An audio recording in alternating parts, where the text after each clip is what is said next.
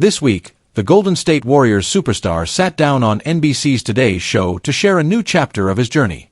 He wasn't there to talk about his latest game-winning shot or the next playoff run. No, he was there to talk about something bigger. His brand new book, Shot Ready.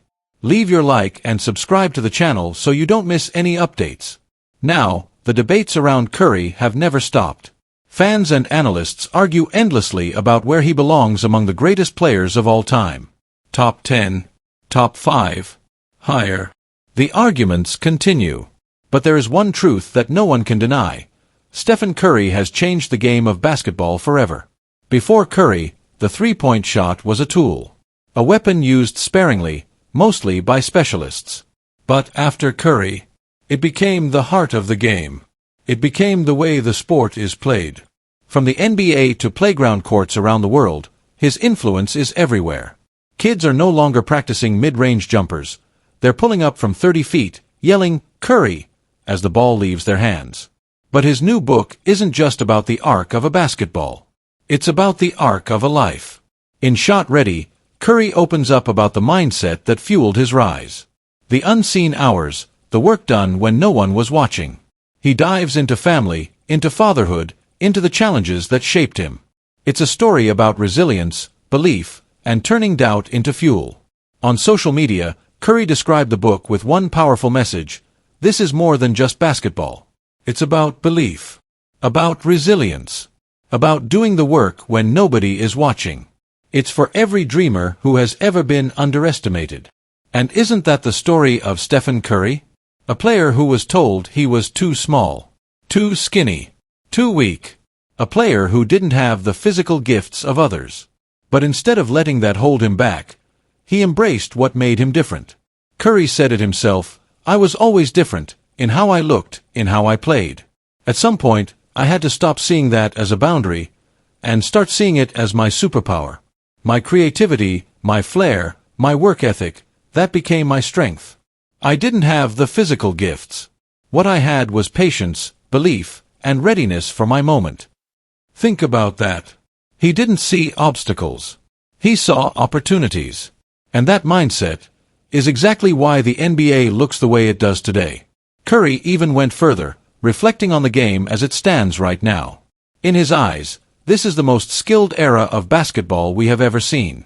Players across all positions, guards, forwards, even centers, are pulling up from deep, stretching the floor, showing skill levels once thought impossible. And much of that traces back to him. But Curry wasn't just talking about the present.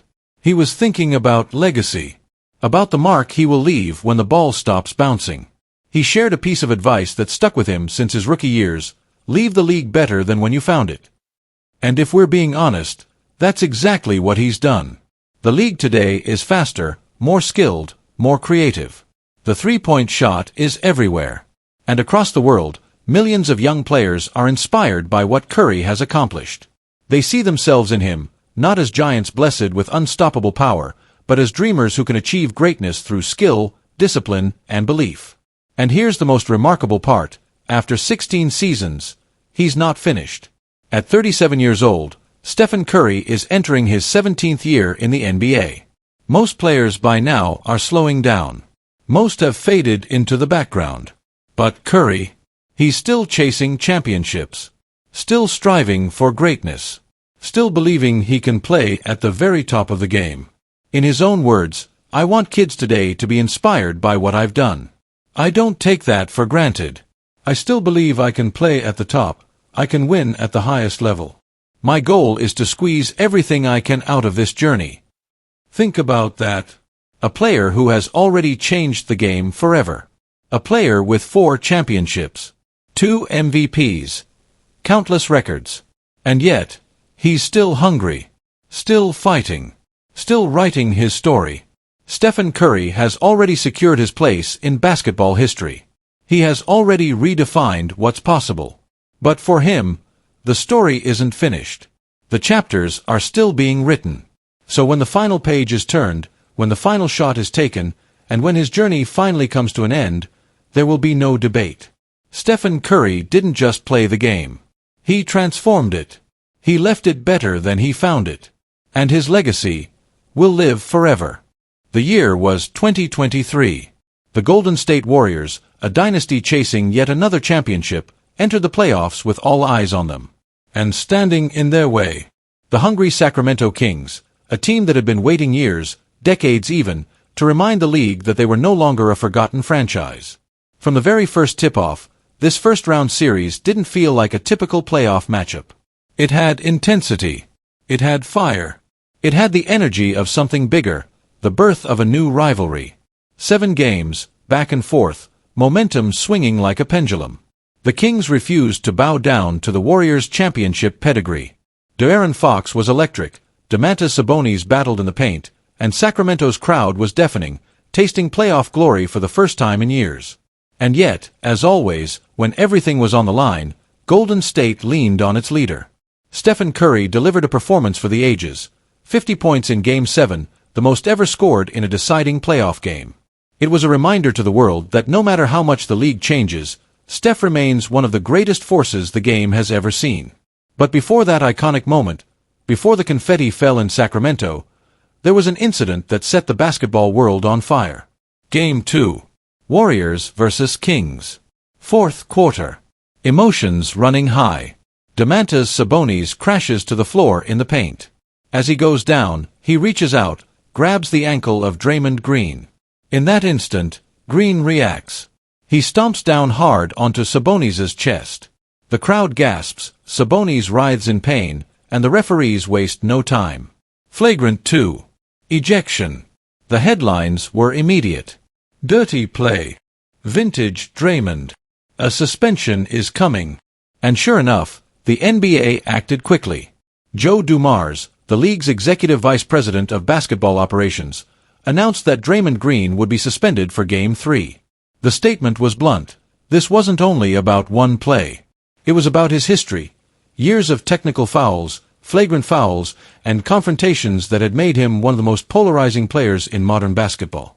The Warriors were furious. Their fans were outraged. And to many, it felt like the league had overlooked a key detail. Sabonis had grabbed Green's ankle first. Even the NBA admitted it, handing Sabonis a technical foul. But to critics, none of that mattered. What the world saw, the only clip that replayed over and over on social media, was Draymond stomping down on an opponent. The suspension became the talk of the series. Would the Warriors collapse without him? Would the Kings seize control? Game 3 became a pivotal moment. And in Draymond's absence, the Warriors rallied, securing a victory that kept their championship hopes alive. For some, that win proved that Golden State didn't need Green's fiery antics to survive. For others, it showed the opposite, that his intensity, even when controversial, had lit a fire under his teammates. Months later, Draymond broke his silence.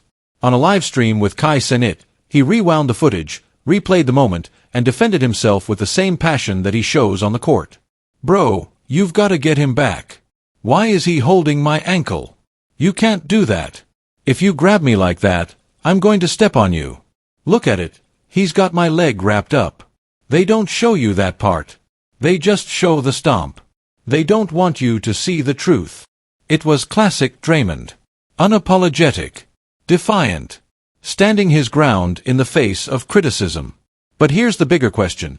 Was this simply another reckless act from a player who can't control his emotions? Or was it the reaction of a competitor who refuses to be held down, literally? The truth is, Draymond Green has built his career on this razor-thin line.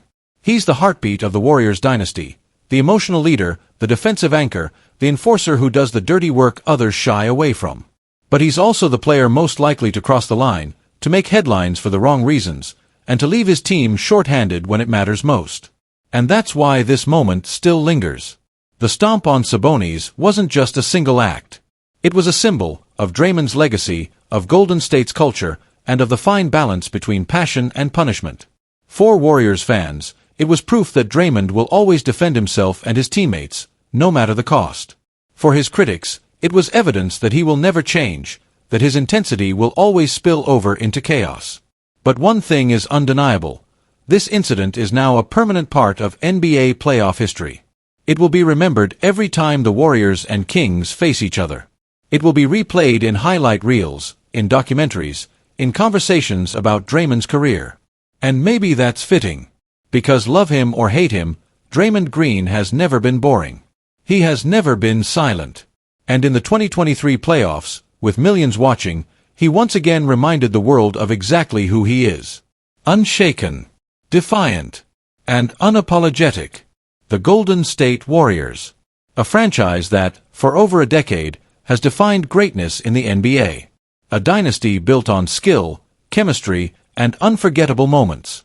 But as we enter a brand new season, something feels different in the Bay Area. Because this summer, the Warriors have been quiet. Very quiet. While other teams have made bold moves, chasing new stars and reshaping their rosters, Golden State has been standing still. And right now, with just 9 players under contract, questions are starting to build. Can this team still compete with the very best in the Western Conference? Can they still fight for championships in a league that refuses to slow down? One thing is clear: decisions must be made. And according to Andy Bailey from Bleacher Report, there's one name the Warriors could turn to. A name that fans in the Bay know very well: Kelly Oubre Jr. Yes, Oubre once wore the Golden State uniform. Back in the 2020-21 season, he brought energy, athleticism, and a fearless mentality. He averaged over 15 points per game, attacked the rim with confidence, and gave the team another weapon on the wing. Now, the advanced stats weren't always in his favor, and some fans remember the inconsistency. But there's no denying the raw talent he brings. And here's why this potential reunion makes sense. Golden State needs depth. With so few players signed, their bench is thin, dangerously thin for a team with championship aspirations. Oubre would instantly provide scoring, defense, and toughness off the bench. He's the kind of downhill threat who forces defenses to collapse, opening up the floor for shooters like Stephen Curry, Buddy Hield, and Brandon Podziemski. In other words, his style complements what the Warriors already do best. Meanwhile, on the other side of the league, the Philadelphia 76ers are facing their own challenges. Reports say they're looking to move Oubre before the season begins, making room for restricted free agent Quentin Grimes. For Philly, it's about reshaping their roster. For Golden State, it could be the opportunity they've been waiting for. Let's not forget what Oubre has done with the Sixers. Over the last 2 seasons, he's been consistent, averaging 15.3 points, 5.5 rebounds, and contributing across the board with assists and steals. He started in over 100 games for Philadelphia, proving he can handle a major role. But at the same time, he's versatile enough to adjust, to accept coming off the bench, and to provide exactly what a contender needs. Picture this for a moment: Curry orchestrating the offense, Buddy Hield spacing the floor, Jimmy Butler bringing relentless intensity, and Oubre stepping in as that extra burst of energy, that spark plug who can change the momentum of a game. Because make no mistake, Oubre is more than just a scorer. He's a competitor. A defender who doesn't back down from elite scorers. A player who has carved out a 10-year career in the NBA by being adaptable, aggressive, and ready for the challenge. With a career average of 13.3 points per game, he's shown he can contribute wherever he goes. The question now is simple. Will the Sixers actually move him? And if they do, is Golden State truly ready to bring him back? For Warriors fans, this potential move brings mixed emotions. Some remember his time in the Bay and wonder if he's the missing piece. Others question whether the trade exception should be used on someone else, perhaps a bigger name, a more proven shooter. But here's the truth: time is running out. With the season approaching fast, Golden State cannot afford to sit still any longer. They need depth. They need toughness. They need players who can step in and contribute right away. And Kelly Oubre Jr. just might be that answer. Because sometimes, the best move isn't the flashiest. Sometimes, it's about familiarity, fit, and opportunity. And right now, Oubre represents all three. So as the Warriors prepare for another battle in the wild, unforgiving Western Conference, all eyes turn to their front office. Will they make the call? Will they bring Oubre back to the Bay? Or will they risk entering the season with a roster that feels incomplete? The story is still unfolding. But one thing is certain: for Golden State, the time to act is now.